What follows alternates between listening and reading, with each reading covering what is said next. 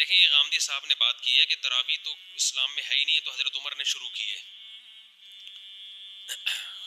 حضرت عمر نے تراویح شروع کی ہے، جس طرح سے شروع کی اس سے پہلے ہمیں ابو بکر کے دور میں یہ نہیں ملتی. اور نبی صلی اللہ علیہ وسلم نے بھی ختم کی ہے تراویح، 3 دن پڑھائی، اس کے بعد آپ نے کہا کہ یہ فرض نہ ہو جائے. حضرت عمر نے شروع کی. یہیں سے ہمارا بھی اہل حدیث سے اختلاف بھی اسی بیس پہ شروع ہوتا ہے.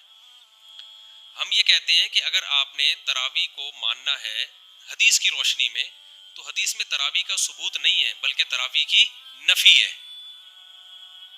3 دن پڑھ کے آپ صلی اللہ علیہ وسلم نے اس کو کیا کر دیا؟ ختم. تو آپ بھی ختم کریں. سمجھتے ہیں نا؟ آپ ایک بھی رکعت نہ پڑھیں. بولے تہجد ہے 8 رکعتیں اخپل طریقے سے انفرادی جو جتنی پڑھنا چاہے. اور اگر آپ عمر رضی اللہ تعالیٰ عنہ کے عمل کو بیس بناتے ہیں تو پھر عمر رضی اللہ تعالیٰ عنہ نے 20 پڑھی ہیں، 8 نہیں پڑھی ہیں. 8 کے بارے میں جو موطا کی روایت ہے وہ ضعیف ہے، اور اس کی 2 دلیلیں بہت مضبوط ہیں. نمبر 1، موطا امام مالک کی تصنیف ہے. امام مالک خود بھی 8 کے قائل نہیں ہیں، وہ تو 20 سے بھی زیادہ کے قائل ہیں. اور کیوں قائل ہیں؟ اصل میں تو وہ بھی 20 ہی کے قائل ہیں، لیکن 16 رکعتوں کے کس بیس پہ قائل ہیں وہ ایک الگ بحث ہے، وہ بھی ہمارا ہدف نہیں ہے. باقی تینوں ائمہ 20 کے قائل ہیں. تو حضرت عمر کی یہ جو 8 رکعتوں والی روایت ہے، پہلی بات تو یہ کہ امام مالک نے مالکی مذہب میں بھی فتویٰ 8 پر نہیں ہے، تو وہ کیوں اپنی کتاب کو چھوڑیں گے؟ اور سند کے لحاظ سے وہ مضطرب ہے. اس کا اضطراب کیا ہے؟ جو سند مضطرب ہوتی ہے نا، اگرچہ وہ راوی ثقہ بھی ہوں، لیکن مضطرب سند راوی کا اضطراب ہے نا، وہ ایک بیان پہ ٹکتا نہیں ہے، تو اضطراب کی بیس پہ بھی حدیث ضعیف ہوتی ہے. لہذا بہت سارے محدثین نے اس کو مضطرب کہہ کے اس حدیث کو رد کر دیا ہے. اور تیسری زبردست دلیل یہ ہے کہ اگر حضرت عمر نے 8 شروع کی ہوتی، صحابہ تابعین میں ہمیں کسی رمضان میں 8 رکعت کوئی پڑھتا ہوا تو نظر آتا ہے نا. کوئی ایک ضعیف روایت بھی نہیں ہے بصرہ میں، کوفہ میں، دمشق میں، شام میں، ملیشیا میں، کہیں بھی اس دور میں کسی صحابی یا تابعین نے 8 رکعتیں پڑھی ہوں. 16، 20، 24 اتنی ملتی ہیں ہمیں، 16 کم سے کم 16 ملتی ہیں، ورنہ زیادہ میجورٹی تو 20 پڑتی ہے. وجہ کیا ہے؟ ان سب نے اس میں کس کو فالو کیا؟ جب تراویح انہوں نے حضرت عمر سے لی ہے تو رکعتیں بھی کس سے لی؟ حضرت عمر سے لی ہیں انہوں نے. تو امام شافعی جو انہوں نے کہا میں نے اہل مکہ کو 20 رکعتیں پڑھتے ہوئے پایا، امام ابو حنیفہ نے اہل کوفہ کو، جو صحابہ تابعین سے جو نمازیں منقول ہو کے آئی نا، صحابہ سے بھی ہمیں تابعین سے بھی یہی ملتی ہیں 20 رکعتیں. تو اس لیے ہمارا پہلا سوال تو اہل حدیث سے ہے کہ یہ کیا بات ہے، آپ بخاری کی 8 رکعتوں والی حدیث پیش کرتے ہو، نبی رمضان غیر رمضان میں 8 پڑھتے تھے، تو نبی کے عمل کو فالو کرنا ہے تو نبی نے تو 3 دن پڑھ کے کیا کر دیا؟ ختم کر دی نا. تو پھر ختم والی حدیث ابھی تو پیش کرو نا، پھر آپ کیوں پڑھ رہے ہو؟ اور اگر عمر کو لینا ہے تو پھر پوری بات عمر کی لو نا. جماعت بھی آپ نے عمر سے لی، تو رکعتیں بھی آپ کس سے لو؟ حضرت عمر سے لو. اب یہاں تک تو اہل حدیث کا جواب ہو گیا. اب ہمارا سوال جو غامدی صاحب کا سوال ہے کہ یہ تو نبی نے پڑھ کے چھوڑ دی تھی، نبی سے تو ثبوت ہی نہیں ہے، یہ تو حضرت عمر کے لہٰذا یہ سرے سے نماز ہے ہی نہیں. ہم کہتے ہیں آپ نبی کے عمل کو دلیل بنا رہے ہیں کہ نبی سے ثابت نہیں ہے، بلکہ نبی سے چھوڑنا ثابت ہے نا آپ صلی اللہ علیہ وسلم سے. تو نبی کے عمل کو اگر آپ دلیل بنا رہے ہو تو نبی کے قول کو کیوں دلیل نہیں بنا رہے؟ علیکم بسنتی و سنت الخلفاء الراشدین المہدیین، میری اور خلفائے راشدین کی سنت کو فالو کرو. تو یہ ہم عمر کو فالو کر رہے ہیں کس کے کہنے سے؟ نبی کے کہنے سے. ممکن ہے کچھ اسکالرز یہاں کے کہیں کہ اچھا حضرت عمر کا تو فلاں فیصلہ ہے، وہ فلاں فقیہ نے نہیں مانا، فلاں صحابی نے نہیں مانا، تو آپ ہر بات تو عمر کی ویسے بھی نہیں مانتے. کچھ مسائل ہوں گے نکالے جا سکتے ہیں. ہم کہہ رہے ہیں یہ وہ مسئلہ ہے، حضرت عمر کی اس بات کو تمام صحابہ نے مانا، عثمان نے، علی نے، عبداللہ بن مسعود نے، حضرت عائشہ نے، پوری دنیا میں مشرق مغرب شمال جنوب تراویح کا انعقاد کیا ہو گیا؟ شروع ہو گیا، اور تواتر کے ساتھ آج تک چلا آ رہا ہے. حتیٰ کہ حرمین میں پچھلے سال 10 رکعتیں ہوئی ہیں، اس سے پہلے 1400 سال میں کوئی نہیں دکھا سکتا 20 رکعت سے 1 رکعت کم ہوئی ہو. اب یا تو حضرت عمر نے کوئی نئی چیز گڑھی ہے، غلطی ہوئی ہے ان سے، غلطی ہوئی ہوتی صحابہ اسی وقت آپ کو ٹوک دیتے، نہیں ٹوکا. یہ اس کی علامت ہے کہ حضرت عمر نے بدعت کا آغاز نہیں کیا، بلکہ حضرت عمر نے پیغمبر کے عمل کو زندہ کیا ہے. جو عمل ختم ہو چکا تھا، بالکلیہ ختم نہیں ہوا تھا، جماعت کا عمل ختم ہو گیا تھا، اور جماعت کا عمل بھی بالکلیہ ختم نہیں ہوا تھا، ایک امام کے پیچھے نماز کا عمل ختم ہو گیا تھا. ہوا یہ ہے کہ نبی صلی اللہ علیہ وسلم نے جب 3 دن تراویح پڑھائی ہے نا، تو آپ صلی اللہ علیہ وسلم نے فرمایا کہ تم پہ فرض نہ ہو جائے، تو آپ نے خود آنا چھوڑ دیا. صحابہ سمجھ گئے کہ نبی چاہتے ہیں کہ یہ نماز ہم پڑھیں، لیکن فرضیت کے خوف سے آپ نے کیا کر دیا؟ ختم. لہذا صحابہ نے اس کو زندہ رکھا. مسجدوں میں صحابہ آتے، ابو بکر کے دور میں تراویح ہوتی تھی، عشاء کے بعد لوگ مختلف قاریوں کے پیچھے جماعت کی نماز سے قرآن سنتے تھے. ان کے پیچھے اتنی لمبی لمبی نمازیں ہوتی تھیں کہ سحری کے وقت میں جا کے ختم ہوتی تھی، عشاء کے بعد شروع ہوتی تھی. حضرت عمر جب آئے، حضرت عمر نے دیکھا کہ انہوں نے فرمایا کہ تم نے تو قرآن کو ٹکڑے ٹکڑے بنا لیا ہے، ایک مسجد میں اتنی جماعتیں کیوں ہو رہی ہیں؟ حضرت عمر نے یہ نہیں کہا کہ تم نے یہ بدعت کہاں سے ایجاد کی. دیکھو رمضان کے علاوہ اگر یہ مسجد نبی میں عمل ہوتا، حضرت عمر اس کو باقی رکھتے؟ حضرت عمر کہتے بھائی نفل نماز ہے، انفرادی پڑھو نا، یہ اتنی جماعتیں کیوں ہو رہی ہیں؟ عشاء کی جماعت ہو گئی، اپنے اپنے گھروں میں جاؤ، تہجد پڑھنی ہے انفرادی پڑھو. حضرت عمر کو اس پہ اشکال نہیں تھا اتنی جماعتیں کیوں ہو رہی ہیں. سمجھتے ہو کہ نہیں سمجھتے؟ اس کا مطلب حضرت عمر جانتے تھے کہ رمضان میں نبی سے یہ سب کیا ہے؟ ثابت ہے. اور حضرت عمر یہ بھی جانتے تھے کہ یہ جو اہل حدیث حضرات حدیث پیش کرتے ہیں کہ نبی رمضان غیر رمضان میں 8 رکعت پڑھتے تھے، یہ اس موقع کی نہیں ہے، کیونکہ وہ انفرادی پڑھتے تھے، جماعت سے نہیں پڑھتے تھے. اگر وہ اس حدیث کو حضرت عمر فالو کرتے تو ان سے کہتے نبی نے 8 پڑھی ہیں، انفرادی پڑھی ہیں، تم بھی 8 پڑھو اور انفرادی پڑھو، انڈیویجولی پڑھو، جماعت کی تم کو اجازت نہیں ہے. حضرت عمر نے اس حدیث سے استدلال کیا جو نبی نے 3 دن پڑھی ہے. وہ والی نہیں تھے جو بخاری کی 8 رکعت، وہ کتنی رکعتیں تھیں اس کے بارے میں ایک ضعیف روایت ہے 20 رکعتیں، لیکن حضرت عمر سے اس روایت کی تائید ہوتی ہے کہ وہ 20 ہی تھیں. تو اب کیا ہے کہ حضرت عمر نے ان سب کو کہا کہ تم لوگ انفرادی طور پر نمازیں پڑھ رہے ہو، ایک امام کے پیچھے میں تمہیں جمع کروں گا. تو حضرت عمر نے کہا کہ مسجد میں امام کون ہوگا؟ ایک. وہ کتنی شروع کروائیں؟ ایک روایت میں 8 ہے، دوسری میں 20 ہے. 20 والی روایت کو صحابہ نے بھی لیا، چاروں اماموں نے بھی لیا. 8 رکعت والی روایت کو صدیوں تک کسی نے لفٹ نہیں کرائی، صدیوں تک پوری روئے زمین پر نہیں ہوتی تھی. پوری علامہ شامی نے 150-200 سال پہلے لکھے پوری روئے زمین پر 20 رکعت سے کم ایک رکعت بھی تراویح نہیں ہو رہی. اس کے بعد اہل حدیث نے کیا کہا؟ کتنی ہوتی ہیں؟ 8. ٹھیک ہے، کچھ علماء نے اس دور میں بھی کہا تھا کہ 8 ہوتی ہیں، لیکن ان کی بات کسی نے نہیں مانی، کیونکہ یہ بالکل شاذ قول تھا نا، اجماع امت کے خلاف قول تھا، تو اس کو رد کر دیا. علامہ ابن حمام ایک حنفی عالم گزرے، انہوں نے کہا کہ ثابت 8 ہے، پڑھ بھی سکتے ہو. انہی کے بیٹے نے جو علماء تھے انہوں نے نفی کی، بھائی یہ میرے ابا کا تفرد ہے، ٹھیک ہے نا، یہ ان کی اپنی رائے ہے، یہ قابل قبول رائے نہیں ہے. تو چند ایک ایسے گزرے. اب پریکٹیکلی اس کو علامہ نشا کشمیری نے لکھا کہ نبی سے کچھ ثابت نہیں، 8 ہے کہ 20 ہے. پھر آگے یہ بھی لکھا کہ دلائل کی روشنی میں 20 ہی ہیں، لیکن اہل حدیث علامہ نشا کشمیری کی بھی آدھی بات لیتے ہیں کہ دیکھو نبی سے کچھ بھی ثابت نہیں ہے. تو وہ علامہ انوشا کشمیری کا مطلب یہ ہے کہ اجماع صحابہ اور تابعین اور ائمہ اربعہ کا بھی تو اجماع ہمارے لیے حیثیت رکھتا ہے نا، لیکن وہ ان کی وہ والی عبارت نکالتے ہیں. خود علامہ انوشا کشمیری بھی 20 رکعتیں ہی پڑھا کرتے تھے، آخر دم تک 20 ہی کا فتویٰ دیتے رہے ہیں. وہ سمجھتے ہو گے نہیں سمجھتے؟ تو اب جا کے اس کو تو غامدی صاحب کو ہم یہ کہیں گے کہ بھئی حدیث میں آتا ہے میری اور خلفائے راشدین کی سنت کو لازم پکڑو. تو اگر حضرت عمر شروع نہ کراتے، ہم نہ کرتے، ہم کہتے وہ جو حدیث ہے نا نبی نے جو 3 دن بعد چھوڑ دی تھی، وہ چھوڑی اس لیے تھی تاکہ امت نہ پڑھے، لیکن صحابہ نے پڑھی، حضرت عمر نے کی اور کسی صحابی نے اعتراض نہیں کیا، تو اس کا مطلب ہمیں حدیث سمجھنے میں غلطی ہو رہی ہے. حدیث کا اصل مطلب یہ تھا، صحابہ کے عمل کو سامنے رکھ کے پتہ چلتا ہے کہ بھئی فرض نہ ہو جائے، مطلب سنت تو رہے، فرض نہ ہو جائے. تو صحابہ نے اس کی سنیت کو کیا رکھا؟ باقی رکھا. حضرت عمر نے کہا کہ نبی کے دور میں تو ایک امام کے پیچھے پڑھی ہم نے، تو مسجد نبی میں بھی ایک ہی امام کے پیچھے ہم پڑھیں گے، الگ الگ مختلف ٹکڑوں میں امامت نہیں کی جائے گی، ایک مسجد میں ایک امام ہوگا.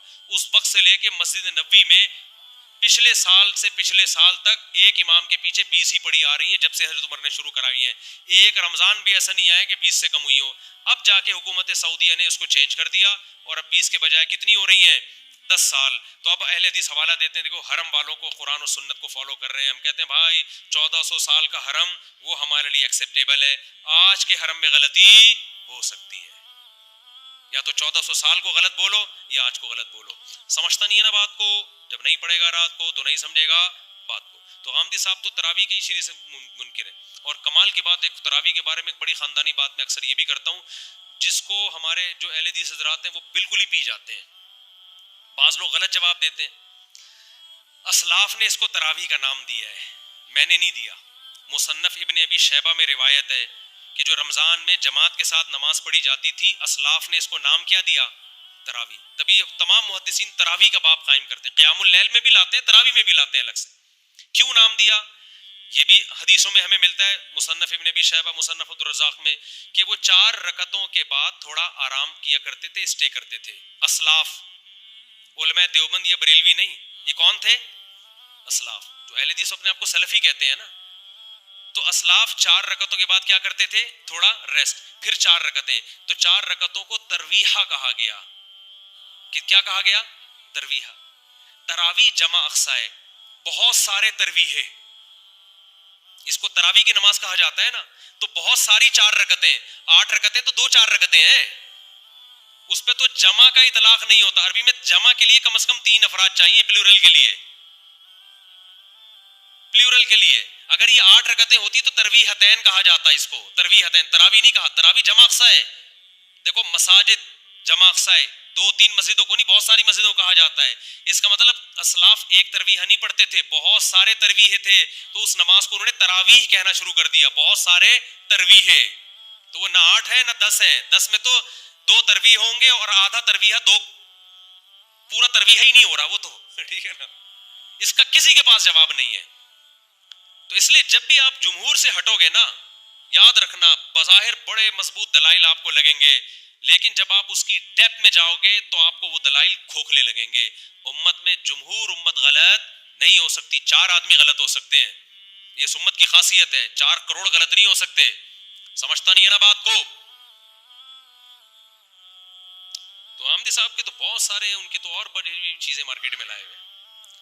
تو یہ تو رمضان کی رونق ہے یار، تراویح رمضان کی رونق ہے، اور یہ رمضان کے ساتھ خاص ہے. تہجد تو رمضان ہو غیر رمضان سب میں ہے. تبھی عید کا چاند نظر آتے ہی کوئی بندہ آئے دوبارہ تہجد پڑھنے کے لیے جماعت کے ساتھ، فوراً نکال دیں گے. اگر وہ دلیل بخاری میں آتا ہے نبی نے تہجد جماعت سے پڑھی ہے، فوراً کیا کہیں بھائی گھر میں پڑھیے 2 4 افراد کے ساتھ. یہ 8 10 افراد نہیں ہیں، آپ نے نکلو بدلی گلی سے. تراویح گئی تو یہ تہجد نہیں ہے، یہ وہ نماز ہے جو رمضان کے ساتھ کیا ہے؟ خاص ہے. اس لیے اس کو نام الگ دیا ہے. اور میں نے علماء دیوبند نے یا بریلویوں نے نہیں دیا، یہ حنفیوں شافیوں نہیں، اسلاف نے نام دیا ہے اس کو. یہ نام نبی کے دور میں نہیں تھا، نماز تھی الگ سے اسپیسیفک، جس کو حضرت عمر نے ایک منظم شکل دی. بعض لوگ یہ بھی کہتے ہیں کہ حضرت عمر خود تو نہیں پڑھتے تھے تراویح مسجد میں. حدیث میں آتا ہے حضرت عمر مسجد میں نکلے اور بڑی خوشی کا اظہار کیا، فرمایا واللتی تنامون عنہا افضل مما تقومون، بس دیکھا چلے گئے. اور فرمایا کہ جس نماز سے تم غافل ہو وہ اس سے افضل ہے جسے تم پڑھ رہے ہو. تو ہم کہتے ہیں کہ حضرت عمر خود حافظ قرآن تھے.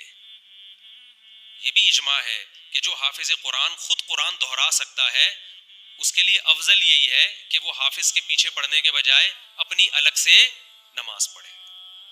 اسی وجہ حضرت عمر تو حافظ تھے، ان کے لیے تو افضل یہ تھا کہ اپنے گھر میں الگ پڑھے وہ، یا الگ جماعت کرائیں اپنے گھر میں. تو ہم تو غیر حافظوں کو کہہ رہے ہیں کہ مسجد میں تمہیں حافظ نہیں ہو تو حافظوں کے پیچھے پڑھ لو. آپ نے حافظوں کو بھی غائب کر دیا اور بالکل ہی آپ نے انکار ہی کر دیا اس کا.